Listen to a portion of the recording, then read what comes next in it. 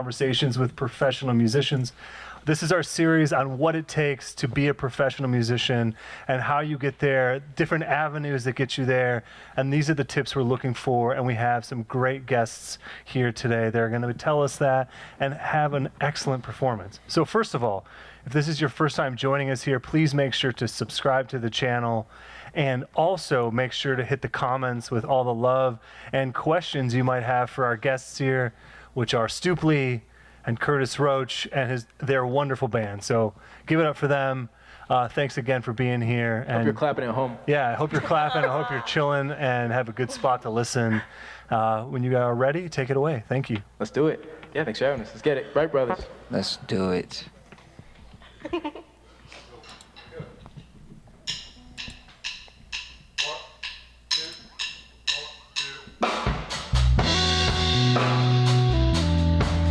Oh yeah. What? How you feeling, kid? Feeling good. How are you? Doing good. Doing good. Alright, we about to get it?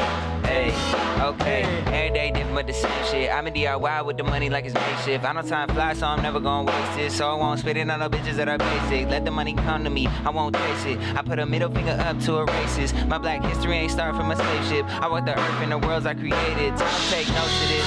You can get the most of this. I'm wavy like the ocean is. A little bit so legit since Roach was kid. I don't need to co-defend it. My mind stay open-ended. I'm bolder than them. You niggas can't slow the tempo. I punch niggas in they tempo. I chew on books and then I go ahead and spit out missiles like boom. I come to shake up the room. Offspring of Dilla and Doom. Straight out the tomb. Wait on my flowers to bloom. Just getting back to my groove. Wait on my, hey, just get me, hey, wait, whoa, hey, what? 1, 2, 3, 4, 5. Hey. Everybody in the chat, type, it's a vibe. Hey. Type, it's a vibe. Hey, type, it's a vibe. Hey. Everybody in the chat, type, it's a vibe. Hey. Type, it's a vibe. Hey, type, it's a vibe. Hey.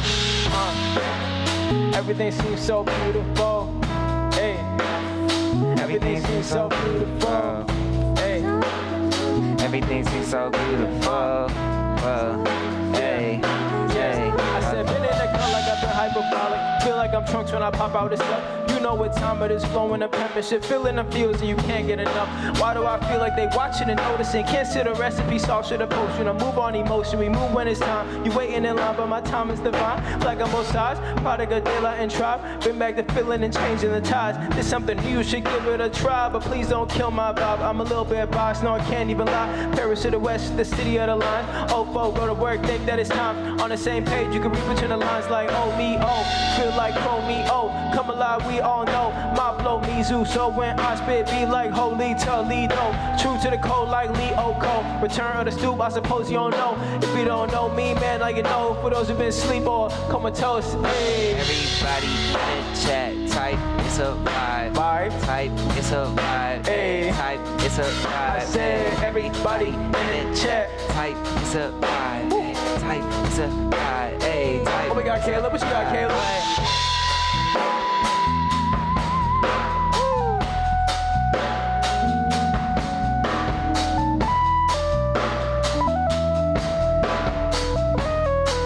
What about you, Sam? What you got, Sam? Hey.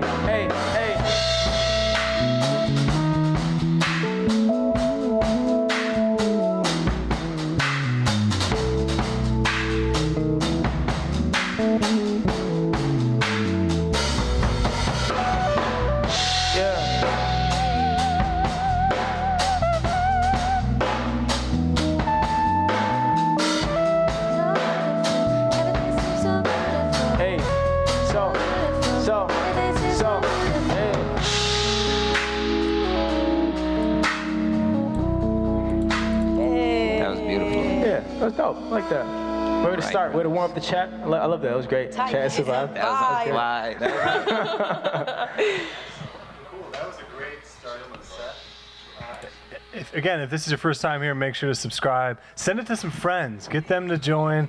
Tell them they're missing out if they're not here listening to this wonderful music. All right. Who's that, me? Oh, that's me. My chat's on. Oops. I'm the guy. I'm watching and hearing. Oh, good. All right, well, we got to figure it out now. Thanks, guys. Cool. Let's do it. Kiwi, let's get it. Oh yeah. Let's go. I like this one.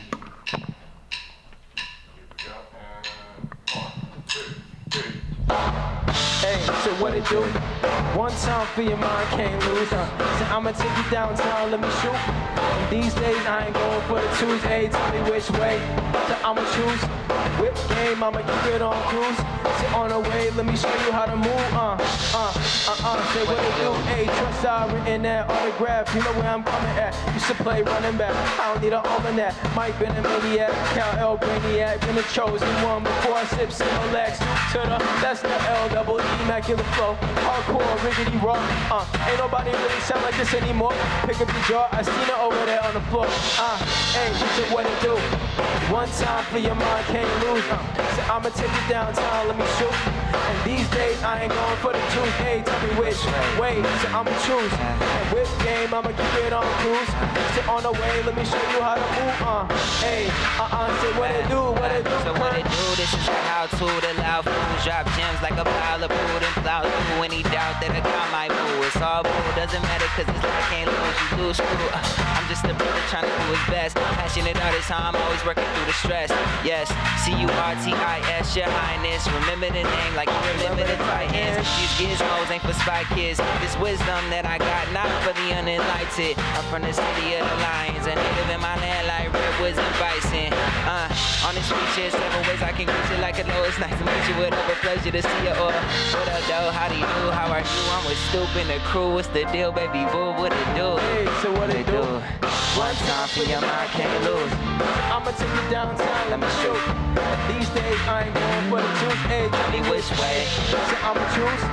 Whip game, I'ma keep it on cruise. Sit on the way, let me show you how to move. Hey, say what it do, let's keep it going. Hey.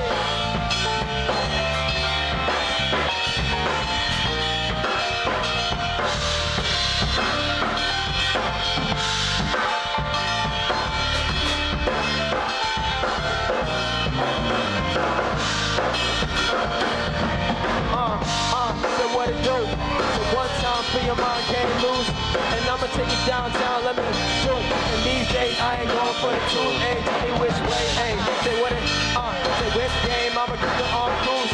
Sit on the way, let me show you how to move. Hey, say what it do, hey.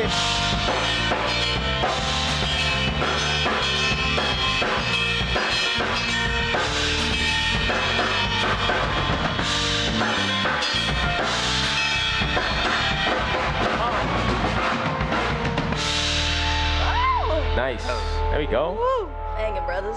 Give it up for the cul-de-sac in the chat. One time for the cul-de-sac in the chat. W's in the chat for the cul-de-sac. Hey. Yeah, we had someone say they love the song. Hey, thank you, someone. Appreciate you. Dan? Dan, thank you, Dan. Anyone know Dan? Thanks, Dan. Thanks, Dan. Thanks for being here. Yeah. Appreciate you. Thanks a lot, Dan. Love Dan. Dan's definitely the man. Yeah, let's do a hoop-de-doo. Let's get it. Every Dan I know is really cool. Agreed, yeah. What was that? Big facts. So every Dan you know is really cool. Oh, Yeah, cool, yeah. yeah. That's a bold statement. I don't know any uncool Dans, I don't Ooh, think. I almost said something that I shouldn't say. Anyway, yeah, let's do it. Hoop-de-doo. can't think Let's of get it. You can't. Okay. Hoop, huh? No. Now I'm really curious. Yeah, now I'm thinking. In talk my about life, that though, after in my hours. life. Sounds No. good. Yeah, let's do it.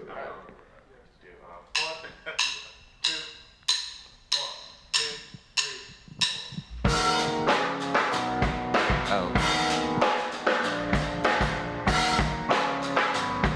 Yeah.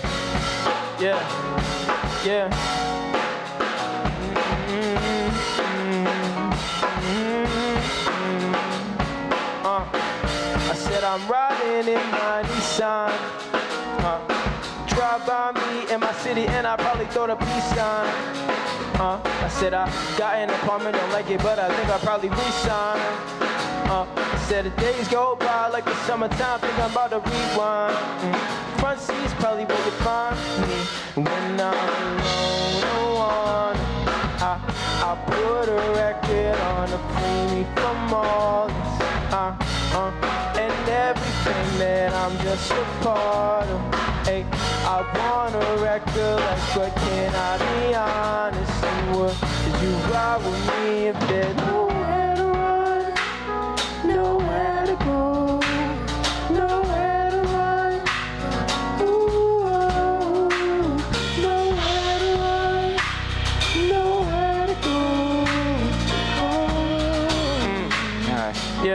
Yeah. I got my first whip the same year that blind drop. My mom got me the Honda Civic, and best believe I was whipping that shit just like a Beamer. I would play my Wolf CD, jump up a Beamer, or that cherry bomb. I think it's a two-seater, young dreamer. I'm on the road now. I was just glad I had a ride to my shows now. Maybe occasionally I kick it with these dogs, but I'm in the studio, closed down. Heartbreaking in the Honda. I'm heading to the east, trying to pick up little mama. Youngin' on the road, couldn't nobody stop him. I had to do the Mac Daddy slide on the proper. Thought I was fly in my blue slip. Summertime night ride in my new whip. With track 7 here that's staring and the lights blur. I'm in my feelings sharing tears with a new chick. Damn. Hey, hey, but I was thinking about my blue sip. Yeah. Hey, hey, just thinking back on the blue sip. And on and on and on. Yeah. Goes on and on and on. Yeah. Roll just like my canvas. I just wanna play my song. I'm on the road now. I wanna take my stroke down. I'm on cruise control now. Hold on, slow down, baby, don't crash. Hey, I don't wanna crash. Hey, I don't wanna. Hey, I don't wanna crash. I don't wanna crash. I don't wanna. I don't wanna. Nowhere to run. Nowhere to go. Nowhere to run.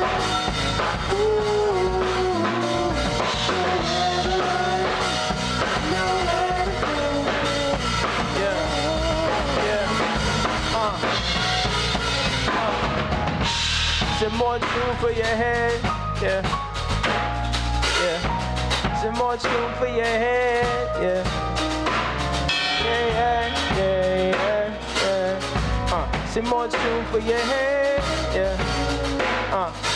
Coming out the blue. We seeing red. There you go. Now we see red. How you say it all with the melody? Red. I love that. Your two syncopated part was really, really cool. Type. Hey. It sounded awesome. The harmony was Crazy. great. Oh my God, Very thank cool. you, Tom. Very cool. Usually I think your voices sound really nice together, Oh my actually, gosh. too. The timbres of the We voices. belong together? Is that what you said? Yes. Yes. Yeah, he actually wanted me to ask you something. Oh my God. On behalf of On Curtis. stream? Yo, hold on. That's so romantic. What's going on? Did you know it was coming? What show is this? This has all been a ruse. I'm officially ordained now, so we can get this going if you Yeah, guys, want. sorry, I'm high. Yo, in live, that actually doesn't sound that good because I'm always terrible with like my pitch thing, but it sounds better because Oh, you can hear her? I feel like I can adjust when I have the headphones. You usually sound good when you do it live. I've never thought it sounded Really? bad. Yeah. Okay. Yeah. You guys always If that Stoop part. said it did, okay. I was like sitting back and listening to that part because I'm like, this is great. You know what I mean? Like I'm like enjoying the show too. You know? Oh, Yeah, there it was you very go. cool. Yeah. Because it was difficult. I mean, it was syncopated too, so well, which is awesome. Yeah. Yeah. I'm so good at that. Look at us. You are honestly, I know literally. I am. Yeah. Facts. Thank you. Facts. Cool. Yeah. Let's do a chamber.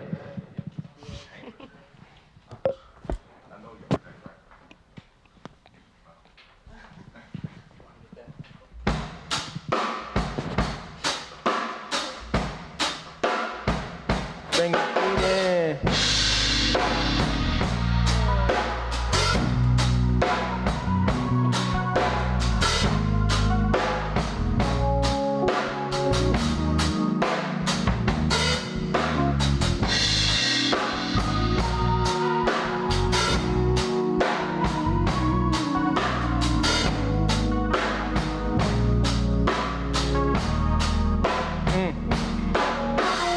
Spend some time away, getting ready for the day you're born again.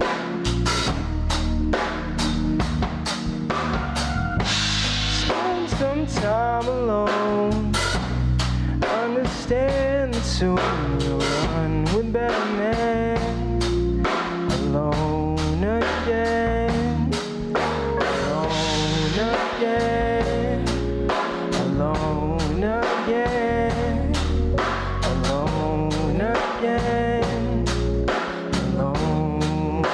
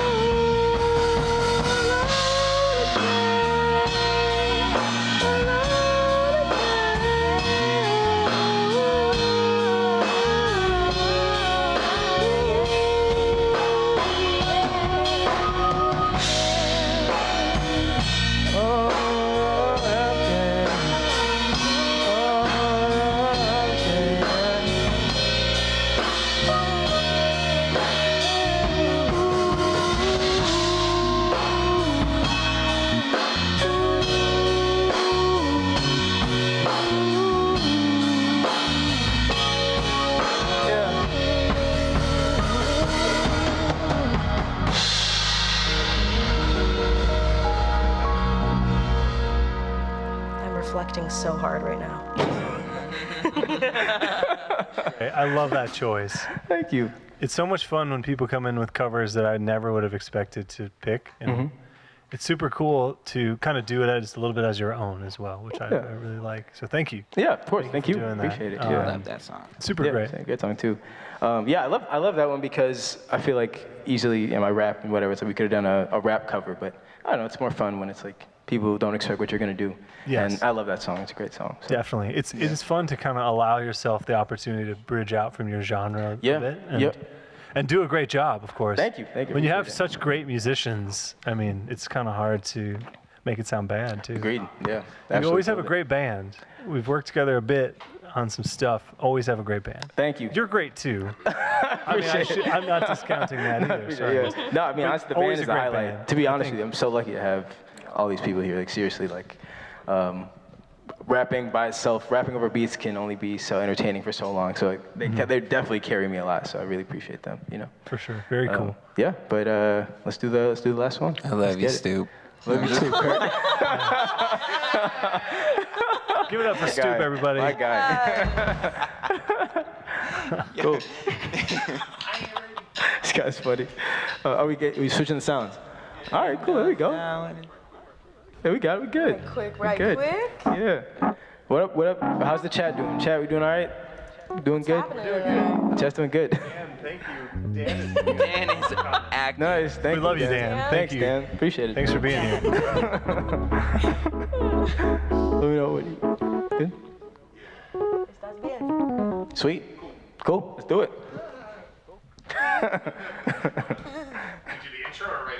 Window. Yeah, we can do the show. I'm in the jam on the radio, and the sun goes down. It's the way it goes. Hey, okay. River got a brother feeling wavy though. I love that.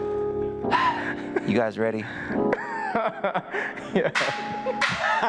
Said, meet me on 99 Pleasant Drive if you need a ride. Haven't seen you in a while and it's been a long time. If you need me, I'ma be outside. Hey, married to my city, I'ma be on the out. I said I'm trying to slide through with the crew like the slide on Baal. Back when I was just a child and my mama, she took us down to the heart of the city. I said, wow, we got an island. East side of town, I was jumping in the fountain. Caddy the villas, low riders with big wheels. Oldies out the trunk and they still give me the chills. A view of the city, man, I can't believe that it's real at sunset. If you know, I know you know the deal. And I know you know the feel of summertime in the city when it's 60 plus degrees, you know where everyone will be. One last thing, please listen to me. Keep a blanket in the trunk cause it gets cold in the meet me on 99 Pleasant Drive if you need a ride. Haven't seen you in a while and it's been a long time. If you need me, I'ma be outside. Hey, married to my city, I'ma be on the out. I said, meet me on 99 Pleasant Drive if you need a ride. Haven't seen you in a while and it's been a long time. If you need me, I'ma be outside. Married to my city, I'ma be on the out. You Yeah. can catch me with the homies vibing out down at Sunset Peak or on the beach while my son hit the EYE.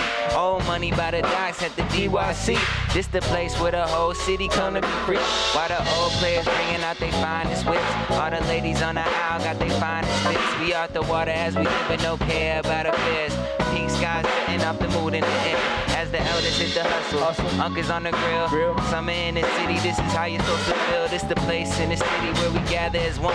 All my people on the aisle as we dance I in the said, sun. meet me on 99 Pleasant Drive if you need a ride. Haven't seen you in a while and it's been a long time. If you need me, I'ma be outside. Married to my city, I'ma be on the out. I said, meet me on 99 Pleasant Drive if you need a ride. Haven't seen you in a while and it's been a long time. If you need me, I'ma be outside. Married to my city, I'ma be on the out. Yeah. On the radio, sun goes down, that's the way we roll. Looking at the river, got a brother feeling wavy though. Place in the summer we was waiting for, waiting on the breeze, on the spring. I'ma take it all in. Detroit summer never ends, ayy. I hope my Detroit summer never ends, ayy. I hope my Detroit summer never ends. I hope my Detroit summer never ends. I hope my Detroit summer never ends. I hope my Detroit summer never ends. I hope my Detroit summer never ends. I hope my Detroit summer never ends. I hope my Detroit summer never ends. Hey, Detroit. I hope my Detroit summer never ends.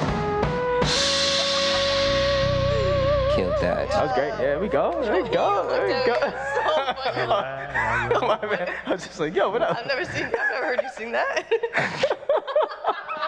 No, it's great. I love it. Sing what? Oh, I just normally don't sing when I sing. Oh, well, you sounded good. I would have went to summertime. Oh, yeah. Summertime. Yeah. Summertime. Lots of fun. and rewind. Same vibe. Same vibe. The time. Oh yeah, what are they saying? Lots of fun. And what? I listen the time, but it's probably not the right words. Oh, okay. Summertime. There's so many songs like that. Okay. You know the wrong lyrics for like your whole life. And Yeah. you learn of them. Yeah. Just let it be, you know. Yeah. Yeah.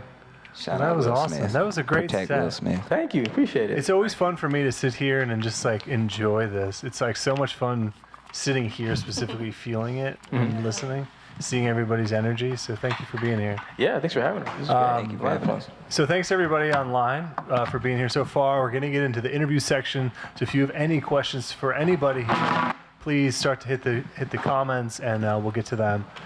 So first of all, we have Stoop, we have Curtis Roach. Do you want to introduce the band? But maybe before we start, Absolutely. Is that cool? Yeah, absolutely. So we got all the way in the back on the keys. We got Caleb Sykes, aka Barry Black. What's good, people? What's good? Yes. The next to him, we got Sam Corey on the bass guitar. Also a very talented saxophone player. Oh, And then cool. on the drums, we got Zach McKinney holding it down, as always, our rock, our foundation. And then, of course, we got Stick holding it down on the background vocals. Amazing, incredible. Best singer in the city, in my opinion. High compliment. The right compliment. True compliment. Yeah. Agreed. And then, of course, got Curtis Roach, local Yeah. legend, Thank I'm you so here. much for being here, guys. All right, cool. So we're going to start right off the bat. Last song, Yeah. Belle Isle collaboration that you both did. Yes. How did you get into that? How did that happen?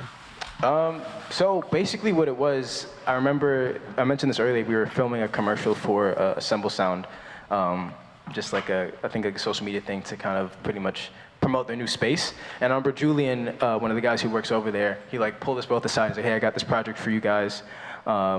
Basically, you're gonna be making this song for Belle Isle. Lafayette American's involved. We're involved, and of course Belle Isle's involved. And they said, we just want you to make a song, keep it clean, and just kind of talk about, we want the song to feel like a summertime on the island, like you're biking on Belle Isle, just make a song like that. And he gave us very minimal instructions. And then I think maybe shortly after that, maybe like a week later, or no, maybe a few days later, he just hit us up about it actually, and then we scheduled a session.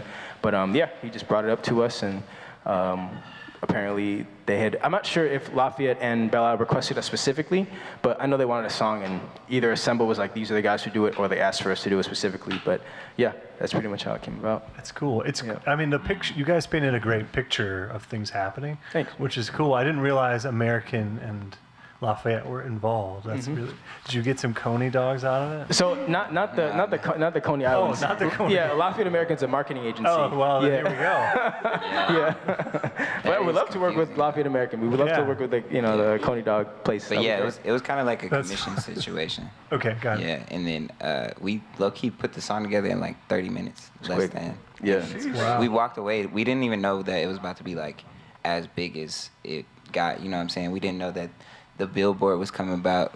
We didn't know that just a lot of the things that they're doing is still like being pushed, and we got some more plans. But yeah, Yeah. I don't know really if we can talk cool. about Yeah, that. because when it was initially pitched to us, I think it was just supposed to be for just their Belle Isle was rebranding their website. So we thought it was going to be a song just for the website, and we made the song, we sent it back to them, and they loved it so much. They're like, all right, we're going to actually shift this and make this a whole campaign behind the song, and then we're gonna get a billboard. And I think they submitted it for like this, apparently there's like a marketing and advertising leg of Cannes Festival, so they like submitted this whole case study with the song and like the promotional materials with the city, so it's up for like a lion or whatever, which is crazy.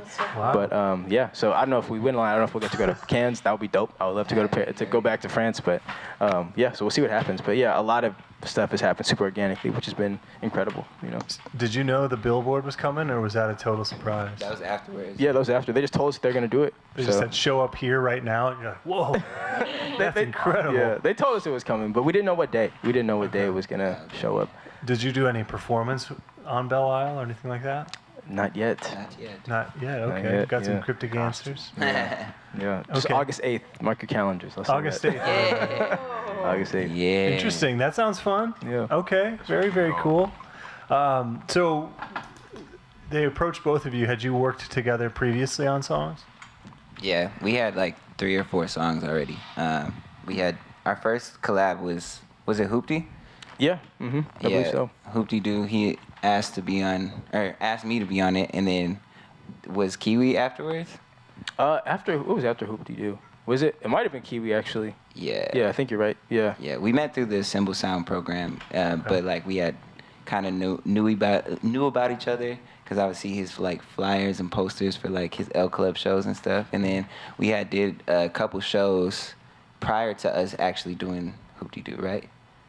I think it was around probably around the same time ish. I think we at least done one. Yeah. Before we actually made that song, or maybe it was two. You might be right actually. The chemistry's been there. What was that? I'm sorry. The chemistry been there. Oh, for cool. sure. Definitely.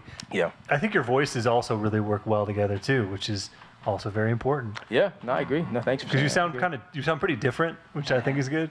But like the timbres fit really nicely. Thank you. Appreciate that. We have heard that quite a But few of times. course, actually. working well together is pretty important though too. Yeah. So with the songs you've typically collaborated on, like one of you will maybe produce it and the other sits in, or how does that typically work? I think in both, pretty much. I mean, we're both primarily like songwriters and rappers, I guess.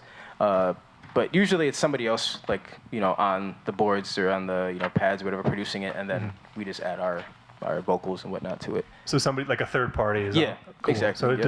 it varies each time. Yep. Which is cool. Did you have a collaborator then on the Belle Isle song? So it was Seth Anderson from Assemble. Okay, Yeah, he cool. produced that one. Did you know, I guess, going into that they were Assemble, somebody was going to produce it from there for you? I think we didn't know until we arrived that for sure was going to be the case, but I don't know if we have things to say. Yeah, about they it. just low-key, it was just all based off of a prompt. They were just like, just make something that's like summertime on the aisle. And I'm like, oh, okay, that's easy to talk about. And then Seth, he just had this very, I don't know how he cooked that up. I wasn't even there for that. Like, he had the beat already ready for us. Yeah, Oh, cool. we did. Yeah. So it makes it easy to come in. Yeah, and the cool thing was he was like, it was very organic because he was ready to like make something else if we didn't like it, but it just worked and we were like, okay, we can do it on this one. And then, because honestly, I feel like the way it was pitched, because we thought it was just for like a website, at least for me, I'm like, oh, very low lift. Yep, this beat's good enough. We'll rap on it. Let's do it. Yeah. But the music itself feels very summery, flow, like cruising. It has that cruising kind of feel. Like, I mean, I do go to Belle Isle a lot too, and just kind of driving around the perimeter is fun with the windows down, and it definitely has that feeling to me. So Windows down with the jam on the radio. next time I go, I'm going to play it, so I guarantee it. I'll do it for you. Yeah, thank you. No, I appreciate That's it. cool though. Thank you. It's fun that you had already worked together, so at least you knew each other. It wasn't totally blind. And Yeah, you definitely not. had some experience together. Because Yep. of course, collaborations creatively can be challenging sometimes. Yeah. They're not always easy, I completely agree. which is really cool. So, do you have any new songs together in the works that you want to talk about? I mean, in the works, I know that we have like a few ideas that are definitely in the vault, and we want to eventually like put out like an actual project of songs together. It's just a matter about doing sessions and getting them knocked out. But yeah, there's definitely stuff in the works for sure. Okay, cool. I had a question yesterday. So I posted some some shorts on YouTube the last couple days, and somebody asked a question on one of the shorts yesterday. If you had merch that you two would sell together, specifically vinyl. That would be fun. So this person, hopefully you're there. I don't know. I'm not sure who it was, but it was cool that they were like really into the song and knew both of your songs already previously. But we're like, "Where's merch? Need some vinyl." So, Yeah. It's funny. There was supposed to be a vinyl for this song. Yeah. That was supposed to be done. I think with Third Man, they were gonna do a whole pressing of it.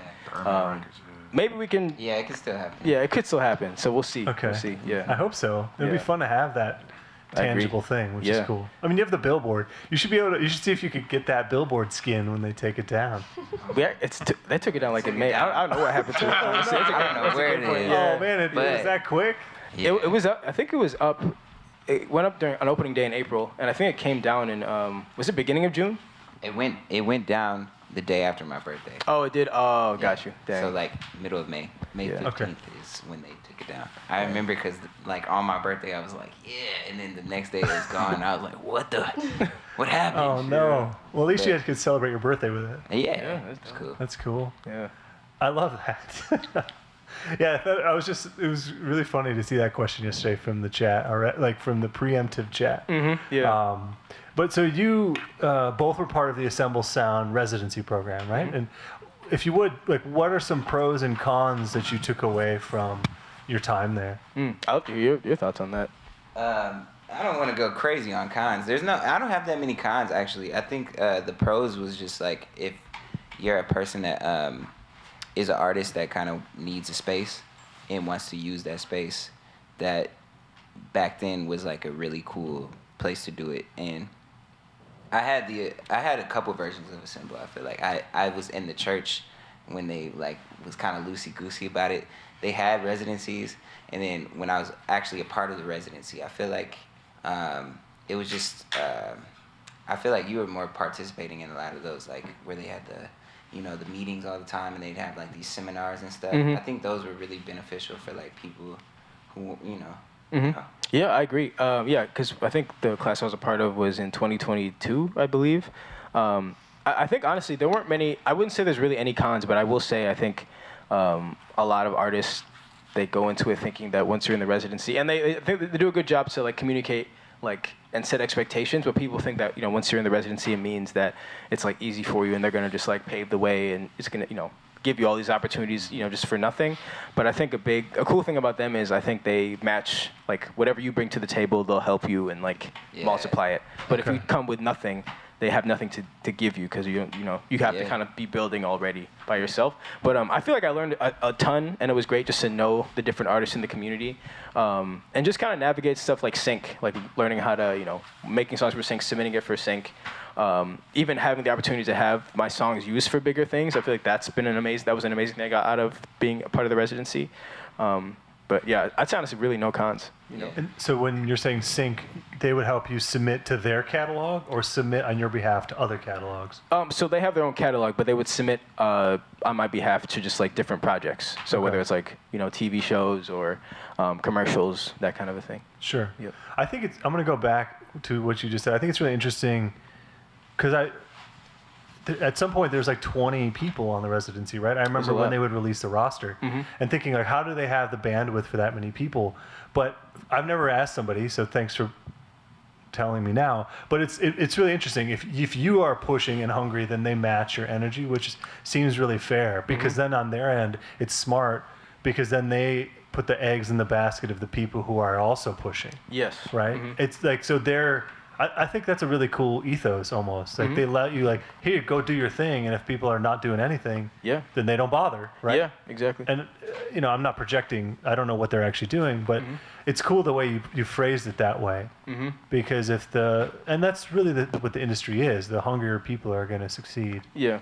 And if you're not, then you're just going to kind of fizzle out realistically. Yeah. But that's really cool. Would you say all right, so you did the resident, like what kind of benefits? I mean, if there are any you can think of that may have happened from the opportunity? I mean, I got to be in a Cadillac commercial, which is crazy. There was this whole spot where I got to be a part of the advertising for the new new at the time, XT4. So like I got to go to LA to film this commercial. They used my song in the commercial as well.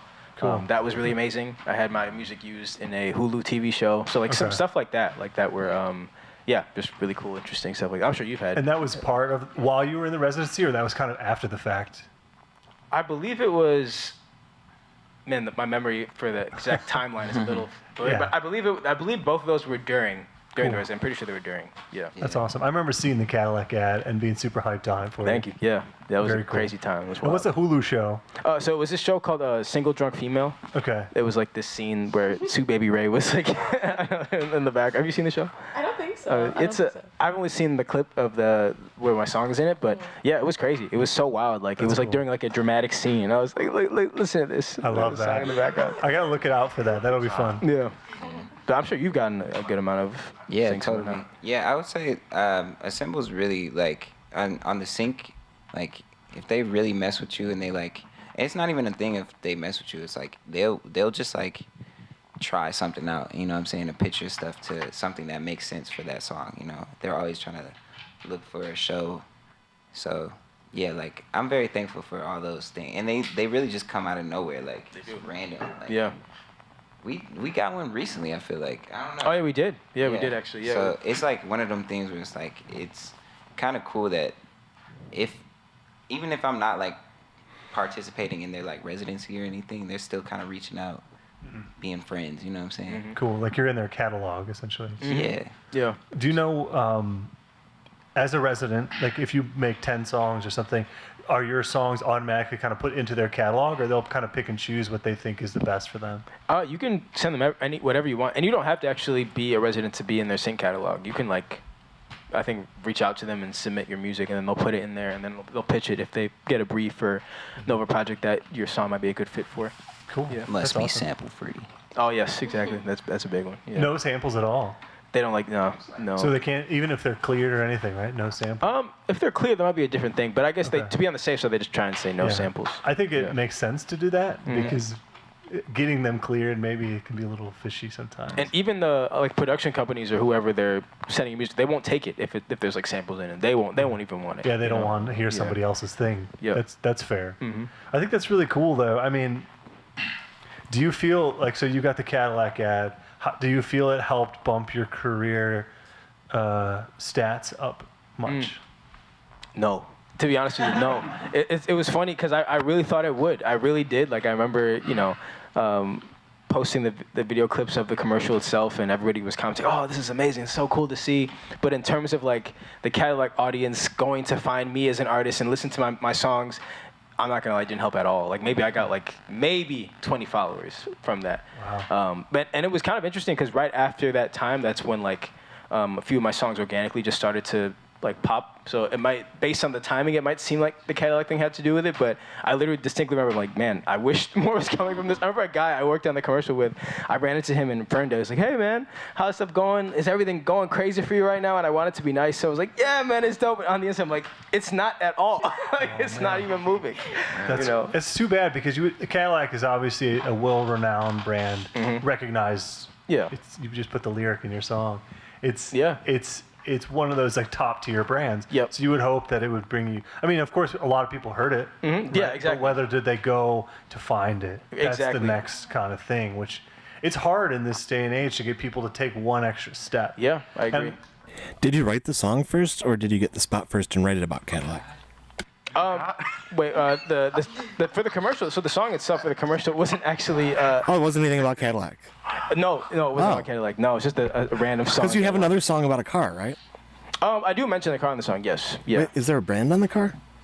I guess which song are you? There's the song we played today. I mentioned Nissan. Oh, And that's then- the one I was thinking. Yeah. That's cool. Yeah. Nissan, if you're out there, Yeah. this guy. Commercial. I'm a free agent. Yeah. When it comes to car companies. Nissan, what's Yeah. going on? I'm looking right at Nissan. I didn't know if you were doing something there, like just trying to get after all the car companies or something. No, I had it. I was telling a true story. I had a Nissan at the time, so yeah, I was not even trying to, bait these bands. That's funny. The CEO of Nissan's in our Patreon, so maybe we'll hook you up. Please, that'd be great. Yeah. That'd be super dope. Well, I think it's cool. I mean, I think it's fun. It's too bad that it didn't really yield you the following, but I'm sure hopefully it paid well and then gave some residuals, right? I will say, even though like my following in and of itself didn't grow from that, I mean, like not a lot, but I do think it like validated what I had been doing for so many years. So like everybody in my circle who had seen me doing music stuff, for them, I think it was like, oh, he's like not playing around. Like this is like a legit thing. So maybe they started paying more attention to what I already had out, and like they took me more seriously. So I think that was very valuable. But in terms of like a new audience that found me, I don't think, that didn't really change much at all. Okay, I think it's interesting what you just said, because I'm trying to like digest my thoughts here.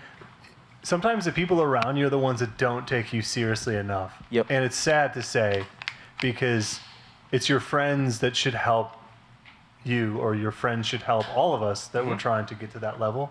Because of course I knew you before the ad, and I didn't think you weren't taking it seriously before that. In a way, I'm trying to remember exactly what your words were just now. But seeing that, I'm like, okay, somebody who's been somebody who's been pushing deserves this Cadillac ad. That's the way I kind of saw it. Like you've been great since I've known you. And probably before I knew you, of course. Has nothing to do with me.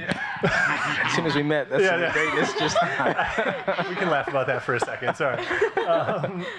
But then to that same point, I think it's so important to support your friends who are doing this. Yeah. It's sad to me that like nobody cares about local music until it gets the approval of like an outside audience. Yeah. And then the people who you know never supported you before are like, I always love that guy. Yeah. And then you know it's fake. Yeah.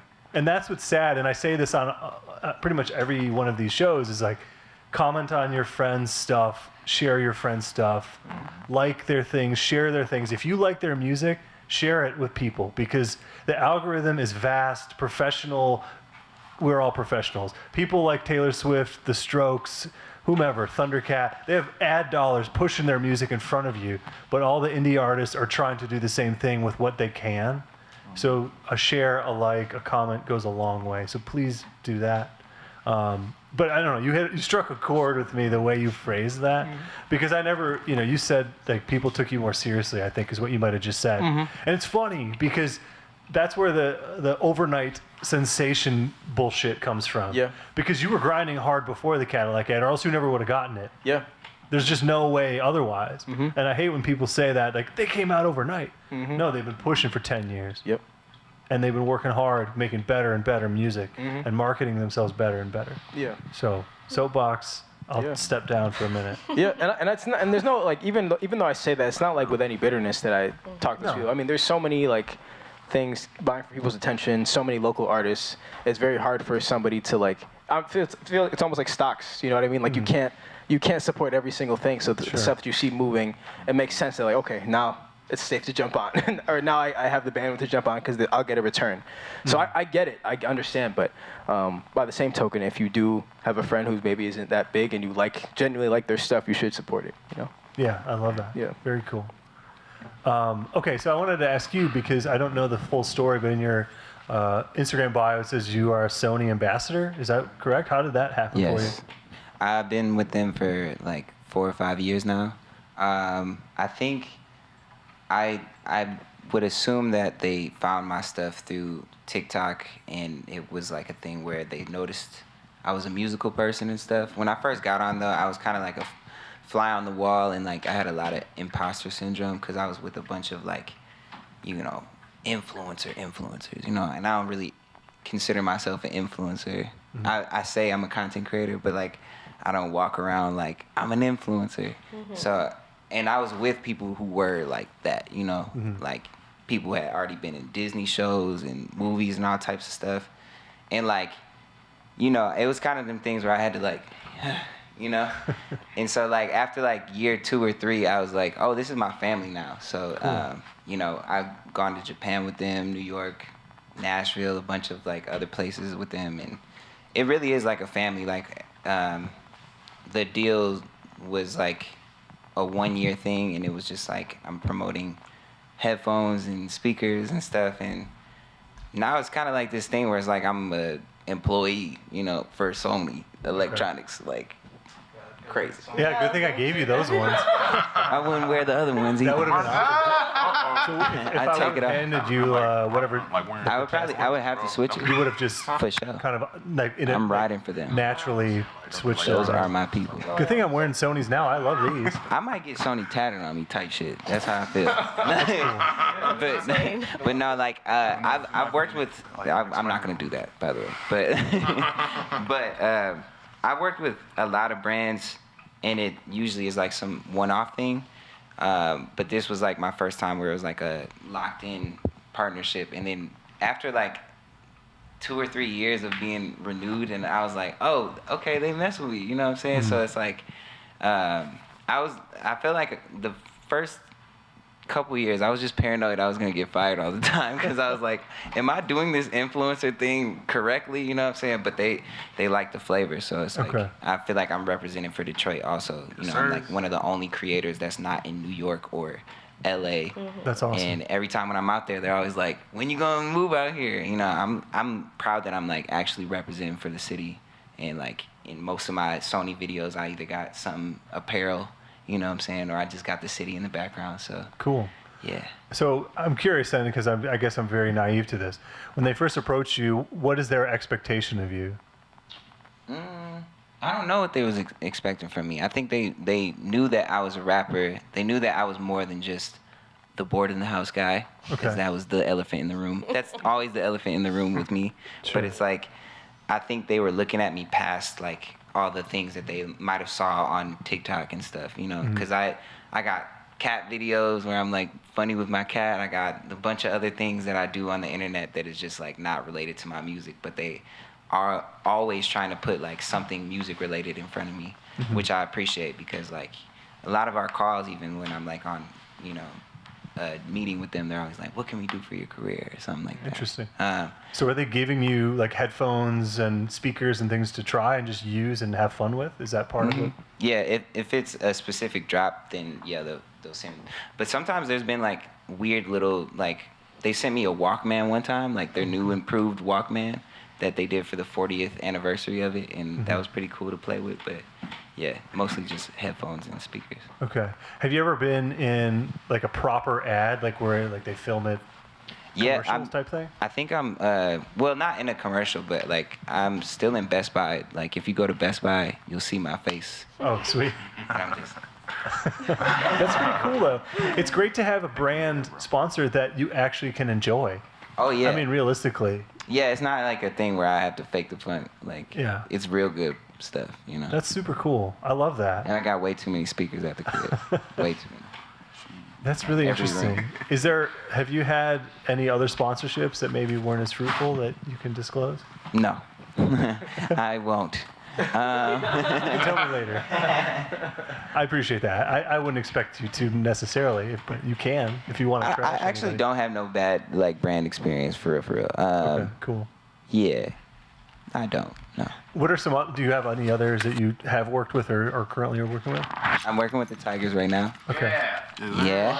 I'm working with the Tigers. I'm a Tiger Creator Club, and then I'm on and off with Smalls, the cat brand. Smalls? I don't know that one. Yeah, my cat is famous, son. Oh, no way. It's real big time. Shout out Fiona. You know what I'm saying? She's actually more popping than me, actually. But, yeah, Smalls is like a little cat food brand. They sometimes send me stuff, but it's not, like, locked in. That's pretty cool. But Tigers. Tigers. And you're making music or just...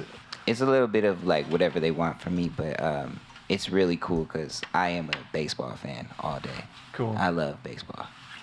So, I love that. So typically, if the Tigers reach out to you, like, what's kind of turnaround do they expect, or even Sony? Like, hey, we need you to make a video today, this week, this month. Like, what's a typical thing? Sony's more strict. It's like if they need that by the end of the week, turn that in. And then That's fair. Tigers is kind of like, what do you want to do? You know what I'm saying? Like, you know, they did something for like Black and Baseball Weekend. They did something for Jackie Robinson Day. They were like, you know, it would be cool for you to talk about this. Seems like it's just they want to like meet me halfway, and Cool. it's kind of like whenever, you know. I love that. That's really cool. What is your favorite food at Tiger Stadium? Do you have one? The all beef franks. I love just a classic beef hot dog. Very cool. What do you put on it? I just put like, I don't know, like sometimes I put some onions and then I put, you know, the regular ketchup and mustard. I like the horseradish mustard. There you go. That's a good choice. God. Okay, so why is Little Caesars Pizza better at the stadiums than at the actual locations? Anybody know? I mean, it costs 5 times more, but it is so much better at the arenas. So opinionated. Tom. It really is, though. It is so much, like, they care. You don't agree? Well, I just thought that's your opinion. Like, I don't know. I feel like, It's a fact. oh. It's a fact. I used to work like- at Little Caesars when I was 18 and 19, so I know used for to sure. eat Little Caesars all the time. It's like deep dish and fancy, like the stadium. Something is different. Yeah. I don't know Something why. is different. Yeah. They Yeah. put And they're paying. I mean, you're paying for it. I'm not saying Like, it's, it better be gourmet. it's expensive pizza at that point. Yeah, like, yeah. KFC, it is like gourmet. I agree. Like Detroit style, whatever. It's great. Yeah. It's real good. I'm not a hot dog guy, but for sure the pizza is where I'm at. There you go. Same. I like both actually. I'm sorry? Maybe because it's like a personal pan pizza. Right. It's because you eat it like just sitting in this have a chair. little pizza. And it's mine. Nobody It's else. all mine. It's not that small. Mine's mine. I don't think it's that small. It's been a while since I've been to the stadium, but I'm on the hot dog kick. Get the hot dog at the Tiger baseball Stadium, game. a couple years for sure. Oh man, gotta go back. Yeah, can you hook me up? I got you. Ew. Is that not okay to say? Oh my god, no, I just would never. Go to the stadium? No, I just. Or just ask. I don't mean you have to give me tickets. I really don't. That was a joke. No, I know. That was. Move along, My guys. response was also a joke. Yeah, I'm just- I don't know. It's hard for me to tell right now. I haven't seen you in a while. Okay, let's take a pause. I don't know where I'm at now. I wanted to give that pizza comment, but nobody else Yeah, cared. yeah. That's Favorite spot on Belle Isle? Question on Yeah, that. John had a great question. What's your favorite spot on Belle Isle? Favorite spot on Belle Isle? I feel like we can open this up to the band. I'm sure you guys all have opinions as well. But favorite spot? Honestly, I think it's just Sunset Point. Recently, my wife and I have been going there and just playing chess. Just like on a sunny day, put out the blanket. She got me this chessboard for my birthday. And yeah, we literally just sit there and just play chess and like look out in the So city. It's cute. great. So yeah, I love Sunset Point. Very cool. Yeah, I just go to the beach all the time. we just. I have my little solo beach days. Where I just Cool. like to go sit and look at the water and look at the cityscape and listen to music and journal and stuff. Very I cool. want my feet in that sand. Love that. I don't know. I don't exactly know the spot. I know my wife loves the spot near like Hipster Beach is what she said it's Oh, called yeah. sometimes. The north end. Yeah, is that what it's called? But there's another spot around the bend from there that she goes where she's seen otters before. Have Whoa. you ever seen I'm otters? sorry? Yeah. In I Detroit. mean, no Seen part some of that. otters. Oh, I have seen some otters there, actually. Yeah. Are you Yes. guys lying? Are you gaslighting? No, No, for real. 100%. Oh, yeah, otters in the river. Detroit. That's River crazy. otters. Unless she lied to Wow. me, I'm just they going like- on her word. I Are did they see the one. giant ones? No, they're little baby ones.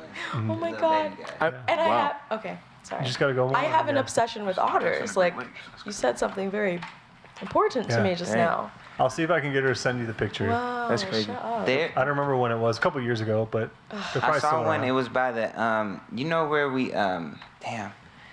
You know that one thing? It's like a circle, like The structure. yeah. like And then there's that sculpture. bridge. I saw it under the bridge over there, and I'm there's like so that little jealous. parking lot area. Yeah. Yeah, that's where she saw it. Like, Okay, they be over like there. not so instead of crossing the bridge, she goes to the beach. Like you walk past that circle thing. There's like the little individual spots Oh past yeah, there. yeah. Those are the hippie beaches. Yeah, and then you go the other way towards the bridge and something, but yeah, Yeah. so right there. Wow. So apparently you probably saw the same one. Probably. Hopefully they're still there. I'm gonna have to go see that. I'm a big fan of like the north side of the island. What did you say, Zach? Just I'm a big fan of like the north side of the island, specifically in the winter. Okay. Like I love throwing on all the gear and just taking a nice winter hike across Belle Isle. That's sweet. I think it's one of the best places to do it. You go to the river, you hop on the ice a little bit, the safe stuff, not the sketchy stuff, and then just finding a different way to appreciate it. There's not really a lot of people there, so you can kind of just take it all in at your pace and That's don't have really to worry cool. about outside interruption. Yeah. I guess I'm naive to think it was closed in the winter. Open year round. Yeah, very cool. Does anybody know if that slide is still like closed or is it open? Funny story. Yeah, like it a is. big slide. Like, I think it's supposed to open up soon. That's what Okay, they keep cool. telling us. Thankfully, we've been in contact with like. You guys gonna do the unveiling, I mean, if they asked us to, I would love to. the maiden voyage, the so 2 many week ago. injuries, That would be bro. sick. We've been trying to do content on the slide, but I guess it had to be repaired or something. So Oh, man. we'll reach out again. Hopefully, it should be open soon. Yeah, 'cause like, awesome. yeah, 'cause like that's my favorite like memory, bro. Just slide. going on a big slide. But the worst part was like when it was like 95 and like I had shorts and like sandals, so I was Dang. yeah, Exactly. yeah, it was Your but favorite? fun, but yeah, but worth it. Is your favorite spot on Belle Isle? Probably where you got married, right? Oh yeah, the DYC. The yacht club. I'm a boat and water guy, so Don't want to everything go was true. well. That's what I was. You are- That's a beautiful place. Yeah, it was dope. Man. Really dope. I had a friend that got married there, and Dang. the best man fell asleep on the dock. Oh wow. And nobody could find him. He was I drank too much, of course, and fell asleep. Yeah, I was gonna say it sounds like drunk activity. Yeah, Dang. and people like I took a picture of him because it was funny, and then I went inside and like, where is this guy? I'm like, he's out there. He might be dead. I don't know. You just gotta give him a little nudge. Yeah, I wanted to kick him in the awake, water. buddy? Be like, hey guy, Just full tux in the How you river. doing down there? but it is a beautiful place. Yeah, So very cool. So I know we got sidetracked about the Tiger thing. Do you have any other collabs and stuff that you've worked on that you've really enjoyed? Just in general. Yeah. I mean, I feel like, and I guess Curtis can chime in on this as well, but our good friend, Dad's son, or Steph, he's a super talented producer out of Windsor. Anytime I work with him, it's just an amazing vibe. He's just like a super positive, just happy guy. And he I feel like he's very accommodating anytime he's in a studio session. Like, he's always checking in to make sure that you're like feeling what he's creating, and if not, he'll like make something else. And he's just, I feel like he's super prolific. Like, I feel like he just has like folders and folders of just beats, and all incredible beats too. He does it like so effortlessly. But actually a good amount of music is with him. And hopefully we'll be able to work with him soon for our stuff too. But yeah, anytime I work with Dad's son, it's an amazing time. Excellent. And so you've also done some collaboration with Carhartt, right? I see your vest, which I really like, by the way. Hey, appreciate it. How did you get connected with them? So it was, I believe this was in 2023. Yeah, end of 2023 into 2024. My friend Blake used to work for them. He was like working on, I think it was like men's online stuff, I believe. And then another friend of mine, we used to actually work together at Urban Outfitters back in the day. Her name was Alyssa. But basically, they just pitched me to like their influencer marketing manager. They said, here's a artist in Detroit. He's kind of doing his thing. He already loves the brand Carhartt. We make a lot of sense for him to be a part of our Friend of Carhartt program. So I believe they had pitched me once before, and it didn't end up working out the first time, but they did it again. And when things were kind of picking up a little bit, and then we had a whole call about it. And then basically, I got to know Gwen. She works for Carhartt. She does like influencer marketing stuff. And they're just like, you're a friend of Carhartt. Basically, like anytime you want some stuff, we'll send you the catalog and just let us know what you'd like, and then they'll send it over. So it's been great, amazing working with them. And the best part is like they don't expect me to like make videos of the clothes or make posts dedicated to the clothes, or just like you wearing it is enough, Very for cool. people to see it. So yeah. So even though it started, I remember when you said a couple years ago, you're still getting stuff even now? Yeah. Oh, excellent. That's really cool. Yeah, thanks. I love that vest too. Thank you. It's This is whip, but still serves the same purpose. You still, Carhartt's still getting promoted. You know what Definitely. I mean? So Cool. yeah.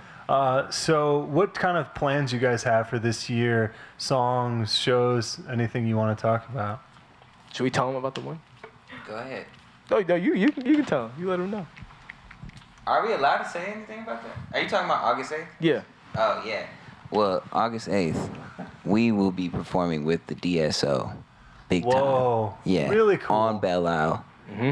Mark your calendars. Incredible. Yeah, this is the first place Very we've cool. actually announced this. I'm sure there'll be like a more official announcement as well, but yeah, Whoa, man, December, that's or really sorry, interesting. December. Yeah, August 8th. Very cool. I hope we didn't get in trouble with that. But yeah, that's happening. Yeah. Well, the stream was taken down. We're gonna try and put some more stuff together. Yep. For sure. Yeah. I mean, you're playing Dearborn Homecoming. That's gonna be crazy. I am doing Homecoming the next day, Oh wow. August 9th, in Dearborn. I'm opening up for Chance the Rapper. I go up right before him. Very cool. That's gonna be crazy. That's incredible. Congrats. Pretty for cool. that. Big Yeah. What a weekend. It's That gonna is a be- weekend. Yes. What a 2 Yeah. days. Yeah. Yeah. That's what's up, bro. Yeah. That's incredible. Yeah. Crazy. Really, really cool. And you just came out with a song Yes. within the last couple days, right? Roy G. Biv out everywhere. Excellent. Please. Go get Go listen to excuse me, Chance the Rapper. Curtis's song. Apologize for that. Chance Roach. Make sure to check out his new song. What about, you guys have any other songs you're dropping this year, solo Yeah. or together? Yeah. I do have actually I have a lot of music in the vault. I know you do too, but I guess it's all about figuring out when the right time is, but definitely more music coming this summer for sure. I have a song that I'm going to start shooting some content for that I'll start pushing very soon. But right now we're just like really pushing the Belle Isle song. I feel like I remember I mentioned this to you on the when we like talked on our pre-interview, but just, if something is working, just like keep pushing it. You know what I'm saying? So we're definitely very much pushing 99 Pleasure Drive. People seem to enjoy it. It's still the summertime. I feel like it dropped like in the spring, but we made it for this time of year. So of course we're gonna keep pushing it, and as people go to Belle Isle and enjoy it, this is like the soundtrack for them to do that. So Very cool. Yeah. Have you plastered stickers around Belle Isle for people to listen to it? Not yet. Yo, you need to be on our marketing team. Yeah. There Stickers could be would like crazy. QR codes or stuff everywhere. Listen to this song. That would, honestly, 99 Pleasure Drive sticker would be fire. That'd be dope. Yeah. Yeah. That's a good That idea. was my idea, Tom. Oh, yeah. Do you guys have thoughts on AI music? Ooh, Good question, John. good thoughts or bad thoughts Whatever you think, yeah. on AI 'Cause music? I use AI tools, but I hate what it's doing to music. So I was on a call with my cousin. He's like in like marketing and stuff like that, and he was like, "Yo, there's this like thing that came out where it's like you can track if your music has been sent to like AI." And Yeah, To train it. yeah. So like I was like, "Oh, that's crazy." I mean, I was like, "Well, I guess that's crazy for Drake. I guess, you know what I'm saying? They're going to use the heck out of it." And he was like, "No, they got you on there, homie. 39 of my songs have been trained into AI, and I didn't know about this until a couple days ago." So now I'm Yeah, like, there's a lawsuit happening. I just emailed a lawyer about it. yeah, yesterday. I'm on it right now. Yeah, good. They probably got you too. that. I've been too scared. I to was check. like, yo, my stomach was, I was about to throw up. I was not even, yo. So it's Yeah. like training, like, Sickening. copy your style, kind of? That's the big issue? Probably Yes, all- sir. I don't know all what of they it. about to do, but they Yeah. got some AI doing Curtis Roach things, and then Yeah. there's probably one that's doing Stoop Lee things, yeah. and I hate that. So Yeah. I think it's whack. I think if you're not creative enough to like write a little something, ABC 1 2 3 that, then get the out the studio, homie. It's whack. Wow. Yeah. I think it's whack. Whack. Sorry, Timberland. No, that's Does he like it? period. Yeah, he's He's like always he's like a big pushing it. proponent of AI Oh, music. interesting. Yeah, he's pushing Yeah. that. Yeah, Well, he was Yeah. making music pretty good before. Why is he pushing it now? I don't know. He's getting paid to push it. Right. I believe Yeah, he's a op. well, they're trying to replace producers with AI, but I don't think that you can replace that Nope. type of process. No. Yeah, I think it's like, you know, No, can't do. it's something that you can't really stop. Of course, people are going to use AI to make music. I'm not a fan of that. Like, I really think that music as a tool, it's a very powerful thing to connect with people around you and to relate to people. And I feel like at the core of it, it's humans relating to other humans, not relating to robots. So as much as people want to create it and make whatever, I don't think AI is going to replace like live connection that comes with, you know, feeling music in person. So as much as I don't like it getting bigger and bigger, I don't know, I'm not worried about it because I feel like what comes with going to a show and actually feeling the lyrics and relating to it, because it's like something you can't articulate for yourself, but you hear somebody else saying the same exact experience that you're having. I think that just cannot be replicated by robots or AI. So it's Totally like that's agree. not going anywhere. Totally agree. It's, if people want to make money with music, they can use AI to do that. But you can't connect with other people Yeah. with AI music Yeah. unless it's like a joke. Yeah. I think But it's like, there's no connection. Sorry. Yeah, 100%. no, you're fine. Yeah. I was gonna say I think it changes kind of how artists will approach music. You know, I've been talking about it with my friends and having thoughts of like people are gonna want more human and more raw sounding music now more than ever. Yeah. People are gonna want to be attending shows, like you said, with other people. Yeah, and it changes. You can make money with AI music if that's what you want to do. But, you know, if you don't have a greater purpose behind it, why do you make art? Like, ask yourself that question. We were talking about that earlier. It's like, what is the point if a robot can do the boop beeps, boop beep boop? Yeah, so I think it's just more people are gonna want things that just sound more human, or it's gonna get real crazy out here. People are about to be making real wonky stuff. I think that too. Yeah. Like an AI music could be its own genre. Like you can only play guitar so fast, but AI could play it a little bit faster than that. True. So you could do something really weird with AI. Yeah. Like make this fastest guitar part 10% faster. Yeah. And then what does it even sound like? Yeah. Yeah, that's interesting. I like that. That's a good question. We got a great one on the chat, though, from Chelsea. Why would you say this collaboration between Stoop and Curtis works so well? What do you see in each other that's different from previous collaborations? Wait, Chelsea Hoot, is there a last name there? Yes, your last name. Oh, hey, Chelsea. I don't want to butcher it. Sorry. It's all good. I actually can't see that well either. But Yeah, yes. My that's wife. is it your last name? Yeah, it's our wife. Hey, baby, how you doing? What was the question again? Oh, let me. Sorry. I was hoping Chelsea would be enough. Why would you say this collaboration between Stoop and Curtis works so well?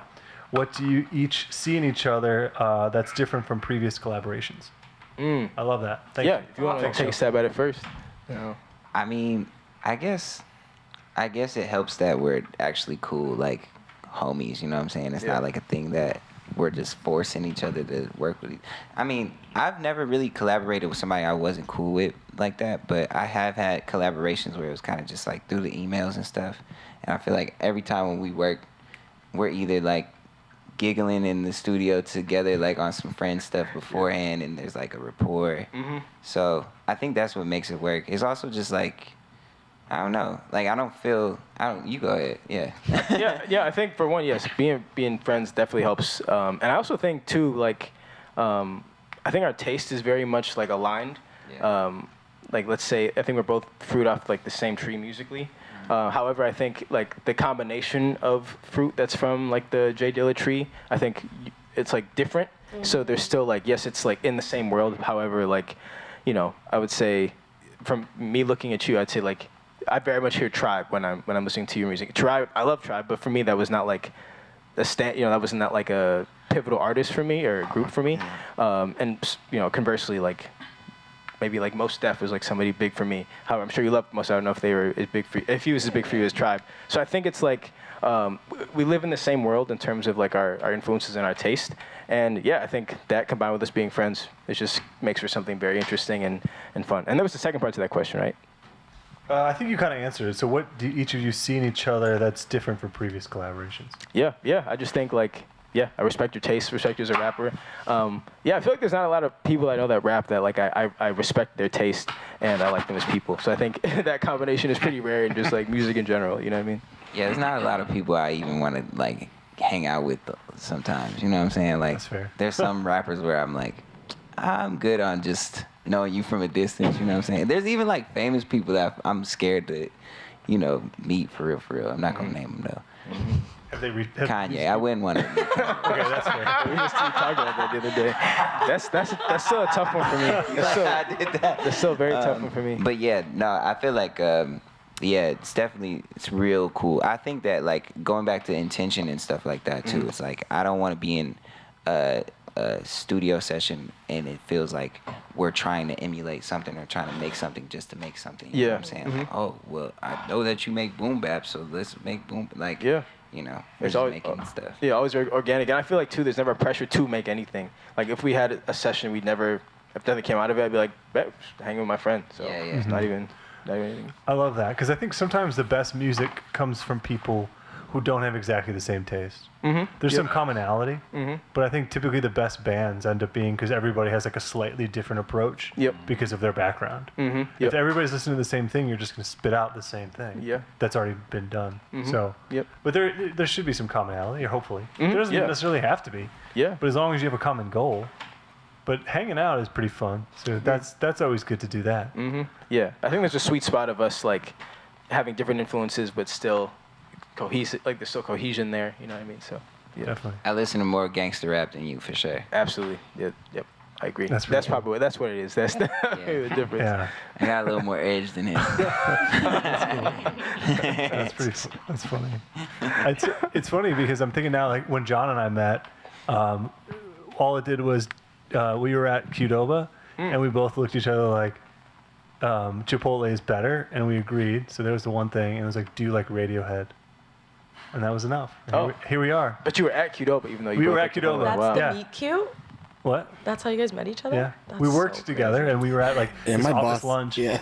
My boss was like, there's this guy that dresses cool and he's got tall hair. He plays guitar. You should meet him. Yeah. And she said the same thing to me about him. Well, except for the not as tall a hair thing. Yeah. That's hilarious. But yeah, it was just one of those. It's funny how like the simplest things. It's like, Qdoba sucks, right? Oh yeah, totally. And then it's like, wish it was a Chipotle around here. Do you like Radiohead? Yeah, that was it. There you go. Here we are. Yeah. What year is it? 2026? 12 years later or so? Dang. Bros being bros. 12 years strong. That's dope. Yeah, pretty funny, right? Yeah. But it's. I think that's where friendships, partnerships, creative partnerships, they can happen so like easily. Well, there's a lot of friendships in the room, which is funny. That wasn't on purpose on my end. Oh yeah. With our cameraman and the drummer, being longtime buddies. Oh, I didn't know that either until just now. Oh yeah. Yeah. Oh yeah, Joe can't hear you. Everyone's looking at him. Just hear a little bit of it. Yeah, so he was saying that you two know each other. We do. Yeah. We live together. The awkward thing was Yes. Joe was telling me that Zach owes him $50. What was that? You were telling me that Zach owed you $50. It's probably a guys little should more than fight 50 over bucks. I don't think you owe me any money. I wasn't the one in charge there. Uh-oh, he was saying, I'm just trying to start beef. I don't know who we were supposed to. Start a rumor. Yeah, I'm still waiting for the invoice. Uh-oh, wait. Do you remember This is how it happens. I like make jokes and then I never know what's going to stick. Yeah. Sorry, guys. Stick. No, you're good. Yeah, I've known Joe for a few years, and he was kind of one of the first people I saw in the Michigan State. Yeah, definitely. I attended Michigan State from 2014 to 2018, and it was November, and they were like, "Yeah, we got to go see this band. They're a local band. They're super sick. They're very popular." I was like, "Okay, cool. I'll check it out." We get to this place. It's called the Loft. It's no longer there, unfortunately. Yeah, R.I.P. That was a great spot. And the lights go out, and 4 people carry this big thing on stage. Oh my God. Yeah. And then the lights come on, and it's a bird nest. And then out of the nest, rising from the ashes, is Joe Hurdler with love big that. rainbow wings on. Funny, So I was like, that guy's cool. That's crazy. Hey, fun fact, we actually opened up for Joe Hurdler and his band in this is Club, 2022? Something like Someone that. turned 21 maybe? Yeah, it was at L Club. L My Club. first time playing L Club. Yeah. Yeah. Yeah, thank you. Oh, thank you. Good show. That was Great. sick. That's a great show. Shout Joel, out the Rainbow I Seekers. first great heard band. your music when I was like 15 or 16, I think. We're right on. Yeah. And then I remember like obviously I started hanging out with these guys and I'm like, oh, you're that guy. That's cool. You're the guy with the music on my playlist. I still feel like I'm a little baby just kind of Yeah. all the time. So. No, you're goated. That's what I'm trying to say. We love you, Joe. We love you. It's an honor to get to point the camera at y'all. Yeah. Congrats on the success, all of you. Thank you. Thanks, Oh, Joel. thank you, Joe. That's very sweet. I think this was really nice. I think it's interesting. The scene itself here is a community, and I think that's what's really cool about it, and what we want to try to continue to grow here. Because the philosophy we have that is that musicians were not in competition for each other. Yep. And I don't like when people do that because there's enough room for people to all flourish and grow and have the fun. So we want to offer the opportunity for people to have that place to play their music here, to give their spiel on what it looks like to them to be in music. But yeah, I think everybody here that we've met has had that same ethos, and it's great to see that everybody is close knit and knows each other from however long. And Joe, of course, is a legend, which is great. It's really fun to have him here now, helping us with the video. But yeah, I think this is a great segue into the next question. Like, what does it look like to you to be a professional musician? Is this for me or is it like Anybody, all of you, because everybody here is working in music professionally. So how does that look for you? Yeah, please. Start. Yeah. I work as a music director at a church, so I run the contemporary worship band there, and it's in Lansing, Michigan. But I also freelance on saxophone and bass. And it comes combining the last question. Me and Zach met at church in Lansing, and then knowing Zach and also at Michigan State led to working with Ade. So, and then in conjunction with of course working with all of these wonderful musicians. But yeah, what it means to be a musician is really knowing that you are a musician and doing what musicians do. So if you're not doing those things, then you might be a musician, but that doesn't do that much stuff. And that means waking up and practicing for what you have to do. Not always being task oriented, but also having that get better every day attitude. Just think it all tied in together. Gotta live the craft. Very cool. Yeah, I think for me, a lot of it is, I don't know, because music is such a fun thing to do, I think a lot of people approach it as, hobbyists, which there's nothing wrong with approaching it as a hobby, but if you, sometimes people are like, this is something I do maybe a few hours a week, and then they wonder why they're not further along, where it's like, you're not treating it like this is something you want to live off of, you're not treating it like it's a profession. So I think, really acting like this is something that you want to do for a living and taking it seriously in that way, whether it's perfecting your craft, whether it's actually going out there trying to book shows, whether it's making sure you're putting out music consistently, making sure you're putting out content consistently, like treating all that like it's an actual job. Like I feel like that's what separates people who are just hobbyists versus you actually trying to be a professional musician. I think that term is also used very loosely just because you think you're an adult and you make music means you're a professional, which is not true at all. You get paid 50 bucks at There's the bar. definitely an ethos to it. There's, if you've gotten paid, I think that makes sense. Yeah. But just, you know, even if you have a day job that isn't music, but you're still actively pursuing and pushing, practicing, I think that still constitutes being a professional musician. It's an attitude thing. Yeah. Yep. Absolutely.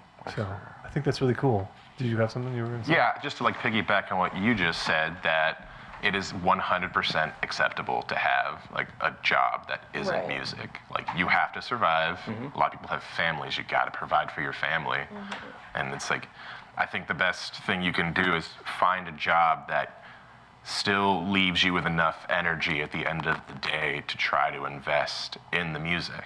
Like if music is the goal, you can't go and shovel dirt for 12 hours and come home and not be able to do anything else. You have to find a way within yourself to push through that and then make it. And then with any luck, you get to that point where you can pivot and do more music and maybe get a different job that, you know, it's an ever-evolving process. It's not like you have to just quit your job and be a musician.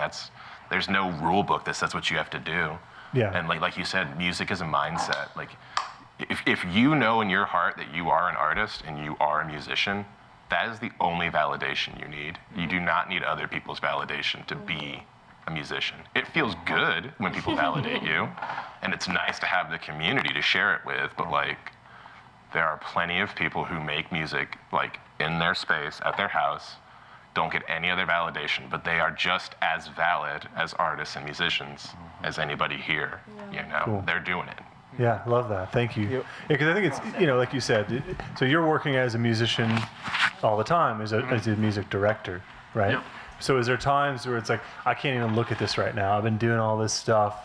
I don't want to look at, you know, whatever my personal outside of work music is, right? But that's the point of being professional, right? You have to show up and still push that out of work music, Yeah. right? Yeah. And I love that. I think that's really cool. It kind of segues into this next question that we ask everybody on this show. How do you define success as a musician? And do you feel that you are there yet? That's a great question. So, anybody can start. Yeah, please. Zach's wearing the Uncle G shirt right now. Those of you who don't know, Uncle G is the drum professor at Michigan State, and he's not in his 90s, and he's still teaching. He still plays. And what he said, he plays and teaches everything. He still fixes his kick drum pedal when it gets all whack. But he always says that happiness is the key to success, and that might be broad and vague, but that's all it is. Very cool. That's all it is. It's who you surround yourself Kind with. of said what I was about to say, because like success like really is what you like want to like get better at. Like for instance, like let's say like you want to like get better at keys, and like you want to learn how to like play scales. Okay, cool. Yes, like once you like get better at it, and then cool, like you like achieve that goal. So like so that's really what matters, is like what matters like what matters like to you in like your personal growth. Like that's all it is. Like you don't need like anybody else to define like what like your success is, like because really success is like used very loosely, and like it's based on like what you like perceive like. Yeah, I love that. Yeah, like know what I mean? Like it's The way I'm hearing that, I think that's a really interesting point. It's like the hunger. Like you're hungry that day to learn those scales, to master those skills, and you get there and you're like, okay, I got it now. And like all of a sudden a new task comes along, and some people can view that as never being happy, but it's not necessarily that way. It's this desire to keep growing. I think. You know, and I love that about it, because if you're a musician, you're going to be terrible for a long time. Preach. You might never be good. I don't know. Just kidding. I don't mean that. But like you're gonna make so many mistakes all the time. Yeah. Still make mistakes, right? Tell me who didn't make a mistake today, right? Okay, I agree. One more thing is like, you know, people they get to a point where they always sound good, and then people come up to you and say, you sound great, but then in your own head, you're like, that was terrible. Yeah, you know. You start getting that relative sense of what's going on. And, you know, Yeah. I think just to go back, sorry, go ahead. You were going to say. Yeah, I just have like my own perspective about success in music, mostly because like I don't have like the instrument part of my writing process is not important to me. Like I use the guitar as a vehicle to be able to write melodies, and like I'm a singer primarily, and so I don't necessarily practice singing. I probably could, but that's not the fun part to me. I have these moments when I write songs where like if I listen to it back and I start to like understand what it is that I'm saying more clearly, I'm like, boom, that's successful. Or like I'm listening to myself sing and I'm crying.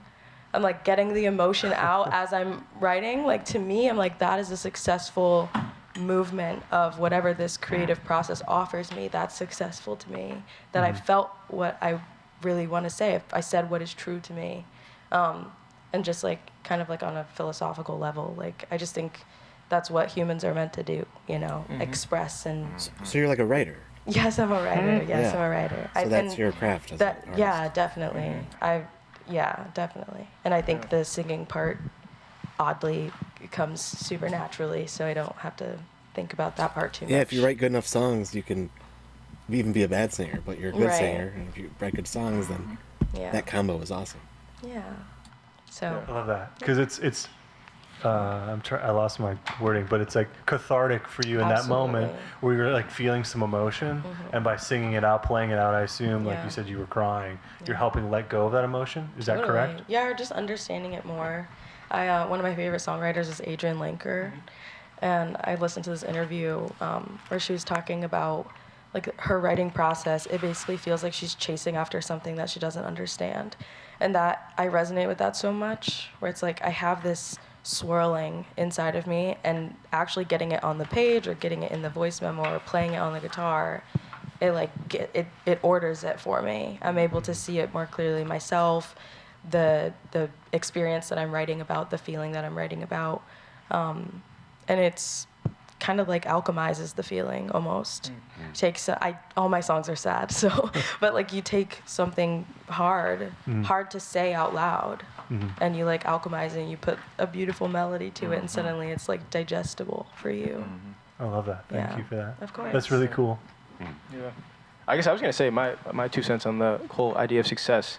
I feel like it's like, you know, when I was younger, I probably would have said like success to me is, you know, being like the biggest artist in the world, or being able to tour and just like, you know, see the world 5 times over and, you know, make a bunch of money or whatever. But I think what it really is like, if as long as you're, you know, kind of like what Sam said, as long as like you're feeling genuine joy in whatever stage that you're in, I think that is like success. And honestly, I think just that word success is so like subjective. You know what I mean? Like, I feel like we measure success by how other people would perceive it, not for our own sake. So I feel like just the pursuit of joy and happiness is like, if you're happy at whatever stage that you're in, I think that makes you successful, you know? I love that. Very cool. Ditto. Everything. Yeah, I think my personal like success is when I see like somebody has been impacted by something that I've, you know, said in a song or something. Like I always feel like I'm making music for like the younger version of me.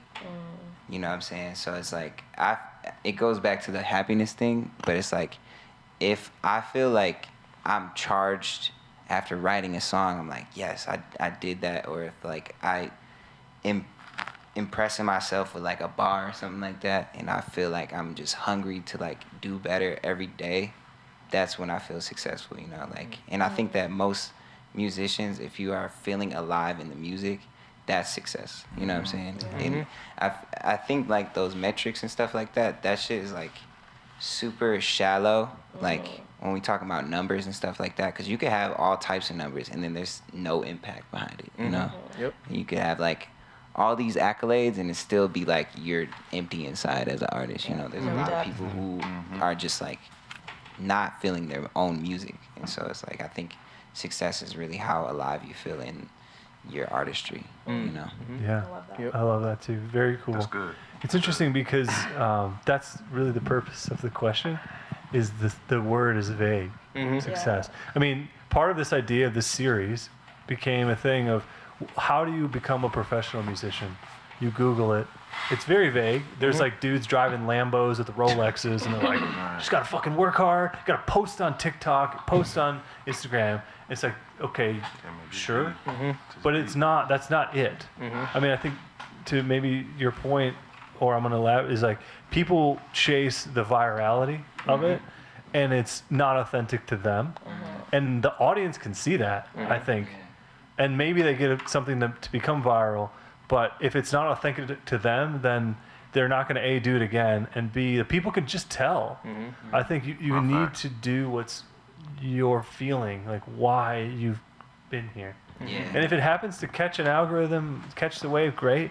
If it doesn't, just keep doing it, and hopefully somebody will appreciate it, because they will. There's a sea of BS out there, and you know, not to get on the soapbox again, but it's like it's hard to break through. On social media, of course, that's such a big thing. But if you're doing things that you enjoy, people will appreciate your desire, your passions. I also want to clarify on the like impact thing. It's like, I think impact, it doesn't have to be like this thing where it's like a big, you know what I'm saying? Like if it's one person and that one person might be just you, you know, if you're making an impact on yourself, that's also success. You know what I'm saying? Or if it's like the one person in the crowd that was like, I like that one line. That shit that matters. It's like music therapists. Definitely. Music therapists are the one person, and that's success.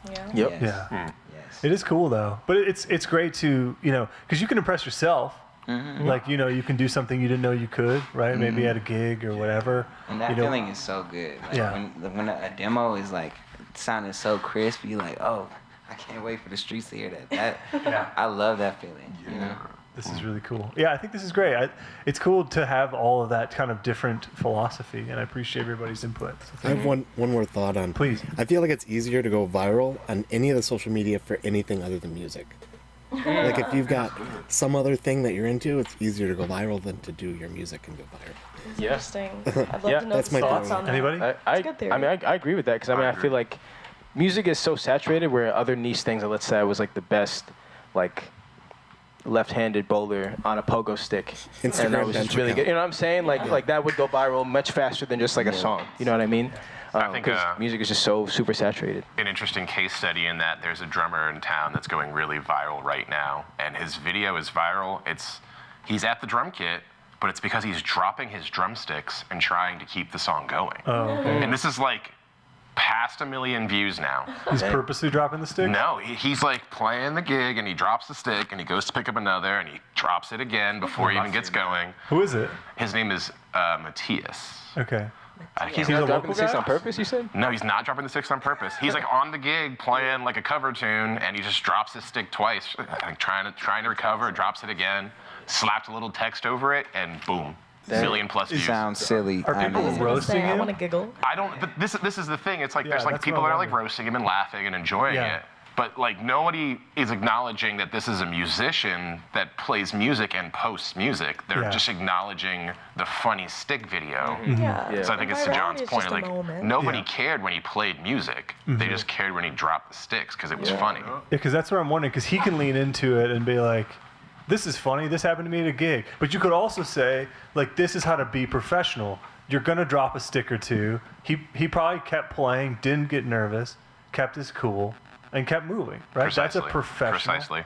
But then people are watching like, oh, look at this moron. He dropped his sticks. Yeah, and they're playing like Freebird or Hotel California, so it's just like, it's like one of those songs that just is also equally viral. So I mean, if you're a drummer, thank you for this act. You can't make a mistake back there, actually. I mean, you may make some, but like if you make a mistake as a drummer, like everybody really knows. It's painful. Especially a stick drop when like you like miss a thing. But it's like I'm now thinking, I'm equating this is going to be funny, to football, right? You get all, somebody misses, they drop, that's their job, to grab the ball out of the air. And they miss it 50% of the time. And it's like, nobody's laughing at them. Or baseball, you hit 3 out of 10, 3.5 out of 10, you're like... A legend. They love you. You drop one stick and you're mocked. But now I don't know this guy, but now I'm curious, like, how does he lean into this going forward? Maybe he got 100, maybe 1,000 followers out of that. I would love to see it. Is he going to keep posting mistakes? Is he going to now post his new stuff and say, hey, if you found me through my mistakes, here's my good shit? Do people care? Exactly. Right? Exactly. Do people care about the music, or do they just care about the meme? Yeah, and that's the tough thing, and that's where, I don't know if that's where Curtis was going, but it was like, in my mind, it's like this authentic thing. Like, you can chase the trend, you can chase the virality, the mistake, but it's not you. And again, you could do it 6 months, a year. This is me projecting. How long can you live with a mask before you don't want to touch it at all? You know, of course, like, I don't know. Again, projecting the elephant in the room, you're saying with social media that I never really asked about, because we're having another good conversation. It's hard, right? I mean, I think... Is everyone noticing social media being weird right now? Is it like flipping right now? I've seen a lot of people posting about, like a lot of artists posting about how they've been blackballed on their own pages again. I think it was Michigander or somebody posted like a 3 or 4 slide thing. It was all about like, I can't even reach my own community that follows me. Like, I have thousands and thousands of followers and I'm only getting 100 views on my story. Oh my God. Story. This is why I think that's what's it's so tough, because I run the Birdfight Instagram account. I want to see what local bands are doing, and I don't see any. I see ads for other bands that maybe are pushing their stuff. No disrespect to them, but then I'm like, I want to see what people I know, first of all, are doing in the local community. And I always forget, okay, you got to go to the tab to see the following thing. And I'm like, I saw Michigander's post, it's funny, I liked and shared his post. Same. And then for the next 3 days, all I saw was his stuff. Like, they showed me every post he put for the last 2 weeks. They were like just queued up on my feed. I'm like, this is the problem. He's right, of course, as far as the analytics. Well, it's like Instagram can take away your followers if you don't follow what they want you to do with their algorithm. If you stop posting every day at the same time, then you lose people. That's true. Somebody had came up to me. This is how crazy the algorithm be. Somebody was like, yo, when'd you cut your locks? I cut my locks off in 2022. Okay. They did not, I mean, like, maybe they just don't be on the internet like that, but I believe that they just haven't seen my stuff on their Instagram that long, to where the last time they saw me was when I had locks.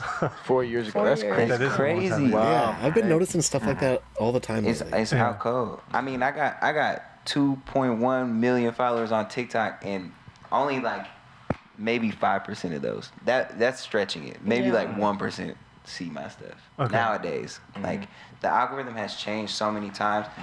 A word of advice for any musician: do not follow no algorithm. Honestly, you just gonna tire yourself out. It's like being on a gerbil wheel, trying to like appease some type of like sky god that's gonna like approve that you're finally worthy of like likes and stuff like that. It gets you in a dark place, especially like when you're. It's tough. That's sad. That's sad. Though. It's true. It makes you end up like looking internally, like, I'm doing something wrong. And like, or like you start to have, hopefully not, I'm pretty sure you're joking, but a lot of people unfortunately probably are falling victim to that. It's the worst when like something you do like works and then it doesn't, and then you're just like trying to chase it, like, wait, what happened? Like, is it me? Like, what? You know what I mean?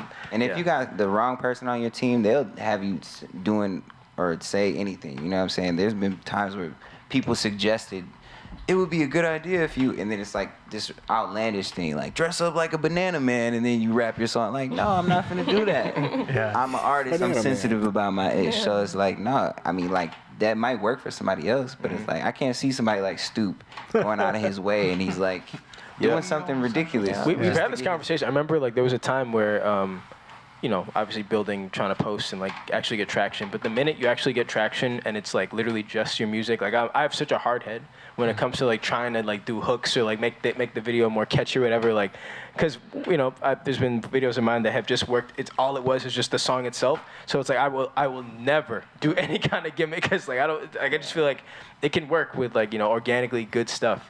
Yeah. And the amount of suggestions you get of like, yo, try this, try that. This is really popular right now. That's like the worst advice you can give an artist. Like, yo, this is popping. Maybe try, maybe do this. I think what's tough is once it's popular, you're already behind. Mm-hmm. Yeah, that's true. And that's like then you do it, and you're like it. Then certain people are like catching you, but the other are like, I know what you're doing. Exactly. And yeah. it is what it is. It's like you go through a thing where you're like, try this, try that, whatever.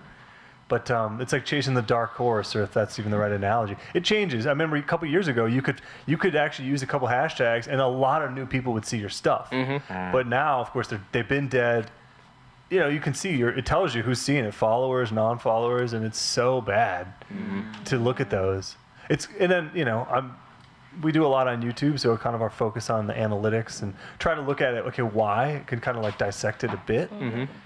But of course, you make the same thing, it may or may not work.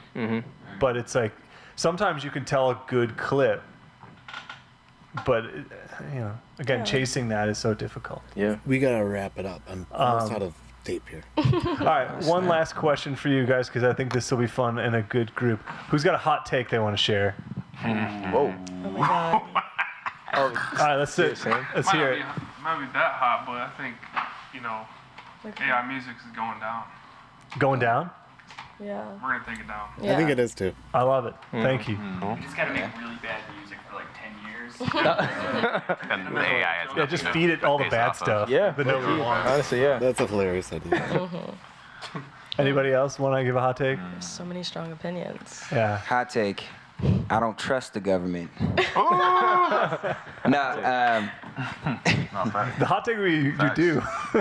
no, actually, all birds are ducks at one point in their life. They're little baby duckies at one point in their life. When they're small, look, think about it. Small little baby ducky, okay? It could grow into a chicken. It could grow into an eagle. Still little baby duck at one point. As Bird Fight Records, we are bird. We're legally obliged to say we disagree. Well, no, we actually we have a mascot that's a duck that we really love. Oh yeah, Otis. Yeah, shout out Otis. For sure. I think I have one hot take. A music one. I feel like Return of the Mac is the greatest one-hit wonder of all time. Wow. I stand on that. Very cool. Love It's that a great one. song. Yep. Anybody else? What do you got, Caleb? I don't know, man. There's so many like hot takes that I could say, but I don't know like if it's gonna like be clipped. I don't know. That's what you want. Clip good or clip bad? You want. Both. Okay. I think Jennifer Hudson like just be like hooting and hollering. Whoa! I'm sorry. I don't like that one. I'm not saying that she can't sing. Like it's just like Yeah, that's getting clipped. Oh yeah, clip. That's already out. I got one. I love her to death though. You know what I'm saying? I got another one. It's just off of Stoops. Return of the Mac is a terrible song. Yeah. Whoa! It's really bad. Return of the Mac. That's incredible. Anytime it comes on, What is he even talking about? I have no idea, but it slaps. It slaps. Return of the It Mac, does. bro. How could you say that beat? Every time it comes on. This might be the end of the partnership. Right? Exactly. Play that song and try to not move your body. You facts. can't do it. I got a hot Okay. take for you guys. I guess that's fair. It's for them to know. Yeah. Zach, you see that hot take? Yeah. My hot take is that 3 of the best artists in the entire city of Detroit are sitting right here in front of us right now. Oh, what And the hottest live band in Detroit is also right here right now. Yeah. That's a I'll take wholesome this. take. I'll take this as a shameless plug moment. You guys, man. People have asked before, but I think it's a time to announce that I think if you are an artist and you are looking for an avenue to play with a band, I think this band could be it for you. We got a bunch of killers here. This band was born from Stooply, but I think it can go beyond that. I think we've got the bandwidth. So if you are an artist and you're like, how do I get my music to have a live band? Get at me, get at Sam, get at Caleb, get at Stick. Let's talk about it. Let's see if we can do something about it. Yeah. Yeah, Very cool. One second. You were looking at me like you had one. You know what? You don't I have to, a lot though. of hot takes, Yeah. but they're you don't not have to. coming to my brain right now That's because it's just an overload of data, and that's Perfect. okay. Thank you. Yeah. All right. Thanks so much, everybody, for being here online. We really appreciate it. This has been a great time with Stoop, Lee, Curtis, Roach. And what are you calling this? You call it the cul-de-sac, but are you calling it that still? Or is you rebranding? No, it's the cul-de-sac. So the cul-de-sac, if you want, please hit them up for some music. If you are a musician and you would like to be on our show here, we'd love to have you. We'd love to hear your music, hear your story. Please hit us up. All the socials. Make sure to follow everybody here on their socials as well. Stoop and Curtis will be out there playing a gig in the summertime. Don't miss it. Listen to Curtis's new song, and we'll see you next time. Thank you. Peace. See ya. Peace and love. Summertime. Turn like it's terrible. Dang, that's a Like the band?